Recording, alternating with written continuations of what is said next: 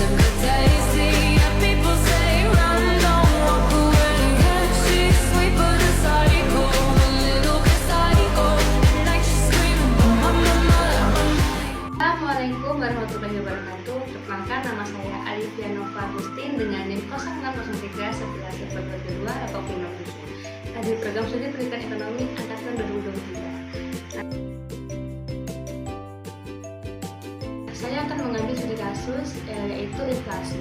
Inflasi bukan hanya soal harga dan barang itu naik, tetapi juga berkaitan dengan daya beli kita, kesenjangan masyarakat, dan kestabilan ekonomi negara. Yuk kita pahami apa sih inflasi itu dan bagaimana cara mengatasinya. Secara umum, inflasi merupakan kondisi ketika harga barang dan jasa mengalami kenaikan yang terjadi secara terus-menerus.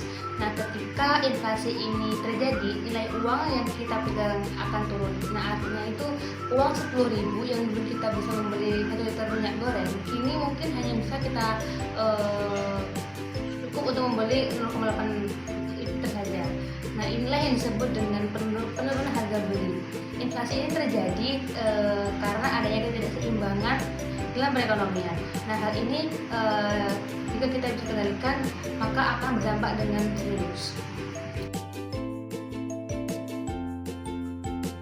Dampak inflasi bisa dirasakan oleh berbagai kalangan masyarakat, terutama pada masyarakat yang memiliki penghasilan tetap. Kenapa? Ketika harga itu naik, maka daya beli pun akan menurun dan kualitas hidup pun akan terganggu. Nah, tabungan masyarakat ini pun akan tergerus karena nilai uang pun terus menerus akan turun. Nah, bagi investor, inflasi ini menciptakan ketidakpastian. Kenapa? Karena sehingga inflasi ini mengalami penurunan. Nah, tidak hanya itu, distribusi pendapatan itu akan terus tertimpang. Yang kaya itu akan makin kaya dan yang miskin itu akan makin miskin. Jenis-jenis inflasi. Inflasi digolongkan berdasarkan tingkat keparahannya. Yang pertama itu ada inflasi ringan, yaitu di bawah 10% per tahunnya. Yang kedua itu ada inflasi sedang, yang dimana di antara 10-30% per tahunnya. Yang ketiga itu ada inflasi berat, yaitu antara 30-100% per tahunnya. Dan yang keempat itu ada hiperinflasi, yang dimana di atas 100%. Inflasi disebabkan oleh berbagai faktor. Yang pertama itu ada demand for inflation, yang dimana permintaan itu meningkat dan penawaran itu menurun. Yang kedua itu ada cost for inflation, yang dimana kenaikan produksi seperti harga pokok bahan bakar dan gaji buruh. Yang ketiga itu ada kelebihan uang beredar, yang dimana itu pemerintah itu mengalami pencetakan terlalu banyak tetapi tidak mementingkan produksinya. Nah, maka hal ini bisa mempengaruhi harga-harga yang akan naik, seperti krisis pasokan, selalu gagal panen, atau perdagangan atau gangguan industri. Solusi mengatasi inflasi. Untuk mengatasi inflasi ada beberapa kebijakan yang bisa dilakukan. Yang pertama itu ada kebijakan moneter oleh Bank Indonesia, misalnya ini dengan menaikkan suku bunga agar masyarakat itu mengurangi konsumsinya dan lebih banyak menabung.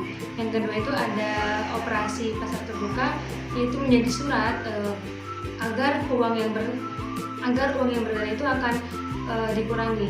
Bank ini juga bisa menaikkan cadangan wajib minimum untuk mengatasi kredit. Nah, selain itu juga ada pemerintah juga bisa menggunakan kebijakan fiskal seperti mengurangi pengeluaran negara atau menaikkan pajak.